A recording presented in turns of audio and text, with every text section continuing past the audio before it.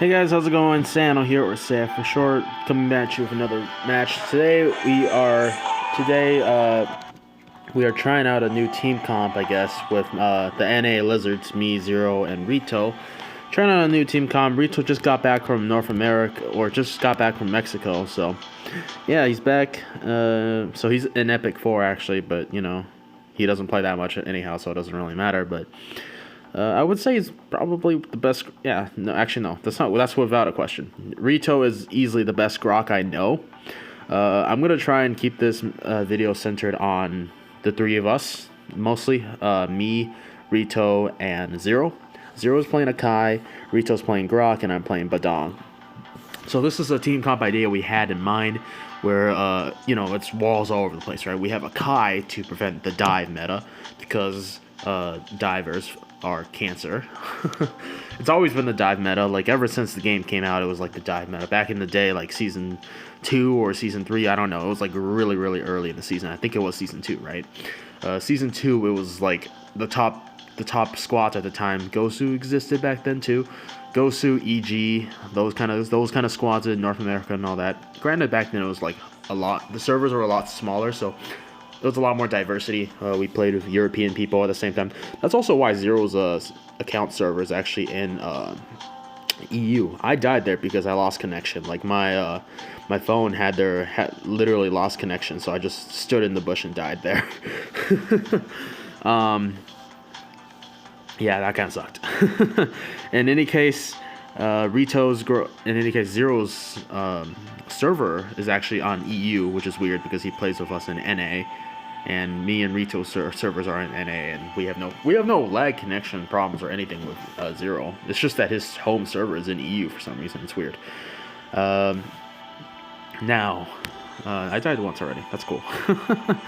Now, this team was inspired because, yeah, the meta. Like, as I was saying before I got off track, because I don't use scripts, because scripts are done. Actually, no, scripts are great. I stutter way too much, so scripts are good. I should do scripts. It's just that, yeah, see, this is why I need scripts. It's just that scripts takes time, and, you know, I'm, like, trying to record this live.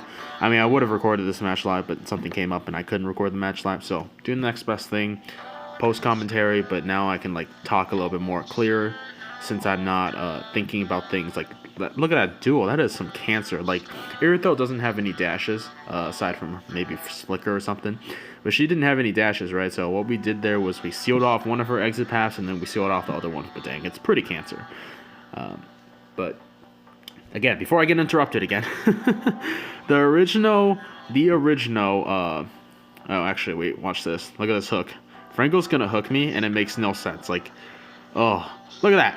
Like, what do you mean? Oh, that is rough. That is rough right there.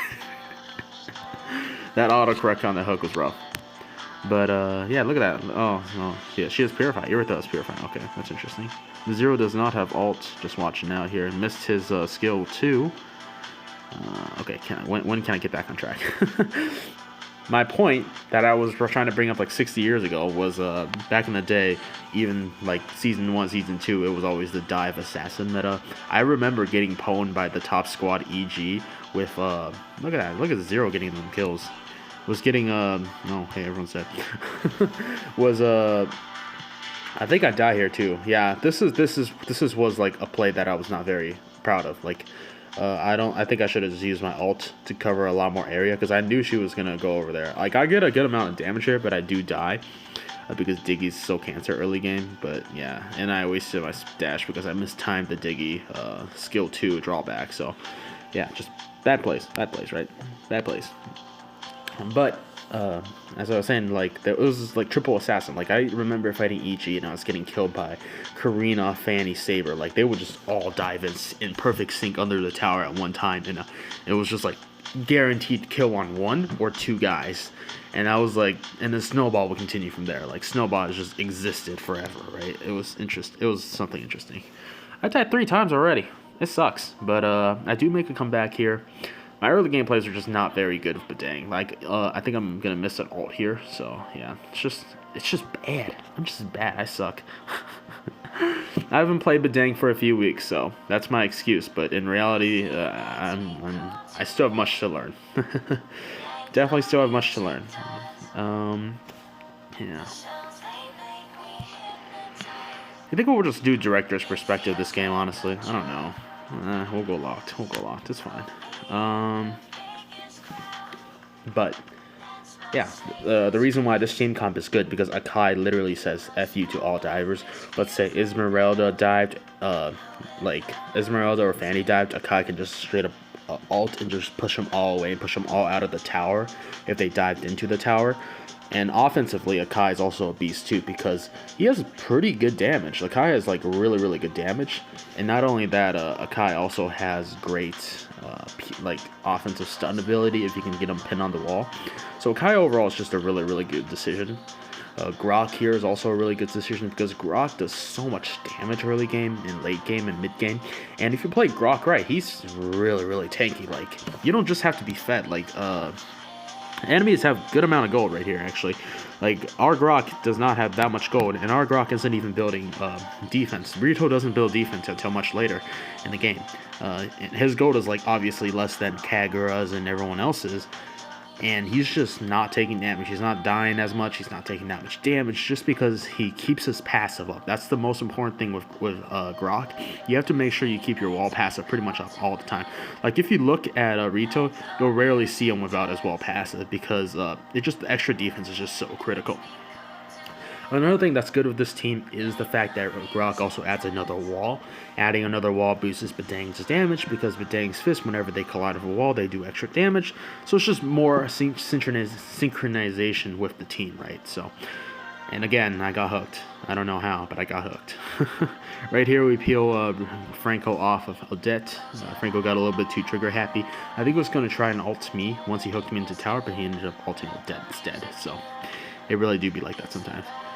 I should have attacked the tower right here, but we just ulted. And we got the Rito, got the tower though, so we're all good. And Zero's gonna kill Kagura. He's gonna get, no, he's not gonna get away here. He is actually dying here. I don't think we're gonna be able to catch this Irit though either. No, we're not. Yeah, we back off here after a little bit. But yeah, just overall this team is just a really good team. It has good synchronization with Badang, and just Badang has such good damage. Like, if it's late game and Badang catches you, you're pretty much guaranteed dead, right? And with two super offensive tanks, like Grock can make sure the enemies doesn't snowball that quickly. Grock can make sure, can hold things down, can hold the fort down, make sure the enemies don't snowball too super quickly.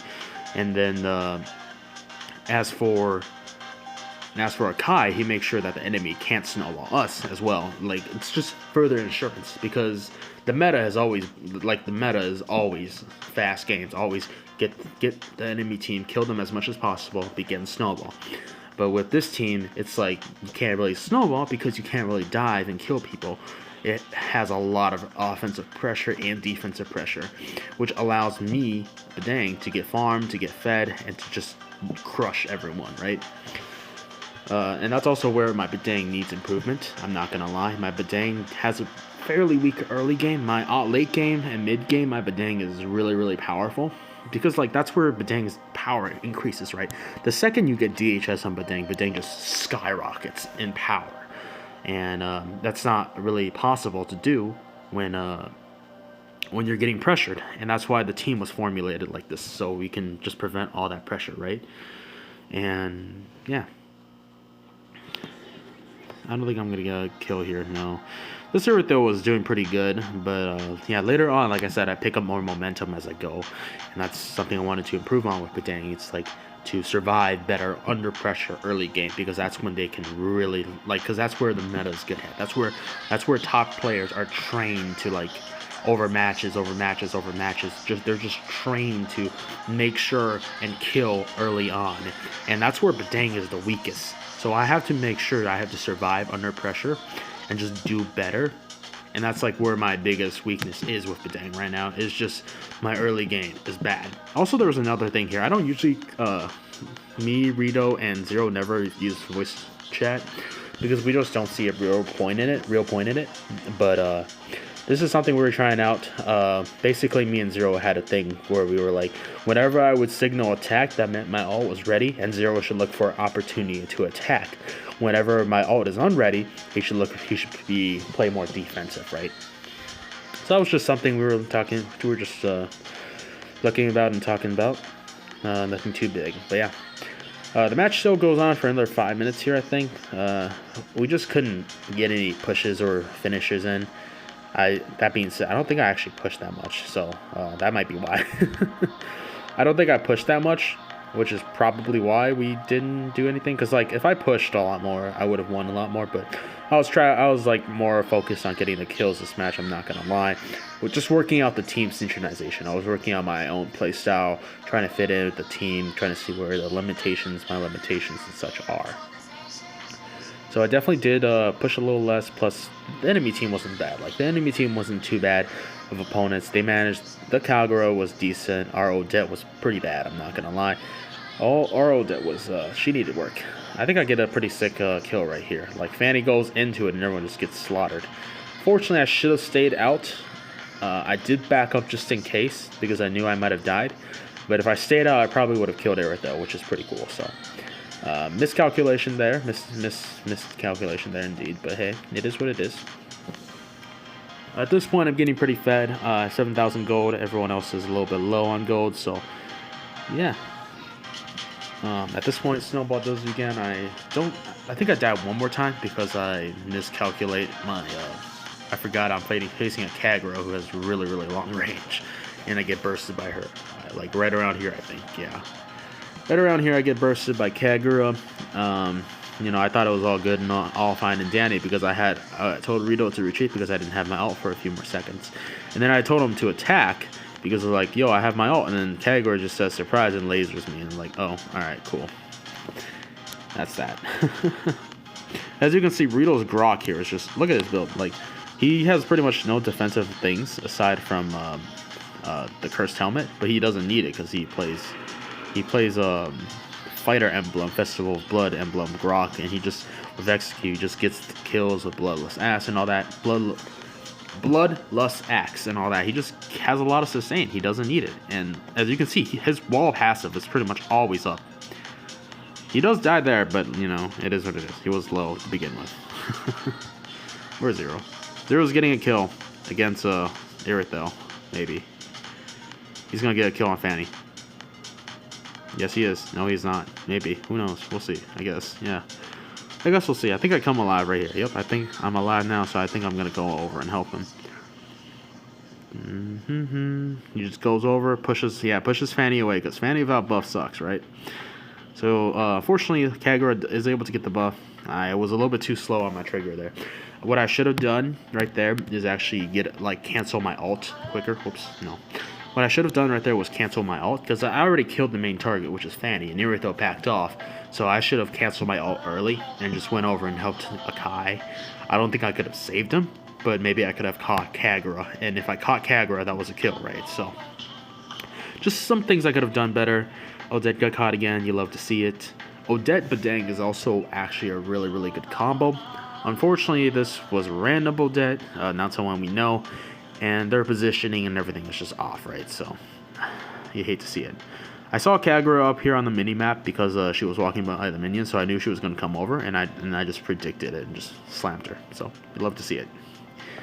You love to see it. I think we do kill her. Yes, we do. Rito actually killed her. My fist was going to reach her, but Rito did kill her.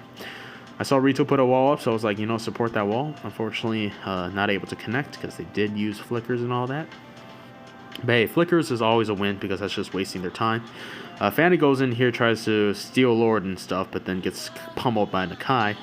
I was not able to connect my wall because of Diggy, but you know it's alright. We still had the back wall, the wall of the Lord, and we were able to delete. Fanny that way. And look at Rito. He takes no damage. He takes no damage. My dude takes no damage. Look at him. This Aerithel is like fairly fed too. Like this Aerithel, I mean, I know it's the Aerithel doesn't have that much gold, but you're against a Grock. Like a Grock is a tank. He's not like a fighter or anything. He's not like Terizla, and he doesn't have like Demon Navin or anything like that. It's just a Brute Force breastplate. So, yeah, good stuff. It's past the 12-minute mark here, so we do buy Mask. I actually bought Mask too, I believe, and for some reason, because it was in the heat of the moment, so I actually did not sell my mask. I probably should have, because I probably had more. I had like 1,800 gold towards the end there. My ult's ready again, so I tell him to attack, be on the lookout. I see an opportunity, and I just kill Kagura, because her umbrella and everything was not near her. So, yeah. And this Airtho is built... Okay, never mind. I know why Airtho did no damage. Her build is shit. That being said, yeah, I love that Grock build. I've played it before. It's pretty fun. And the team is just overall cancer. I was not able to sync there. I had Diggy things, so I just could not do anything there. Unfortunately, Zero did pop the mask, Courage Mask, which gave me some extra defense. Allowed me to stay alive. And here we do get a kill, I believe. Yes, we get a kill on Diggy and Franco. And that's the end of the game. Overall, the team was very fun to play. I think this is going to be the team going forward. Chasing Glorious Mythic. I think it's what it's called. I think that's what it's called. Glorious Mythic. Me and Zero are both Mythic. Rito is actually only Epic 4 because, like I said, he was in Mexico having a vacation. But he'll get caught up. His Grock is really good, so I'm sure he'll get caught up. Once he gets caught up, we'll probably run this trio a lot to get Glorious Mythic. But yeah, that's about all, guys. Hopefully you guys did enjoy the aftermatch audio. And I'll see you guys next time. Peace.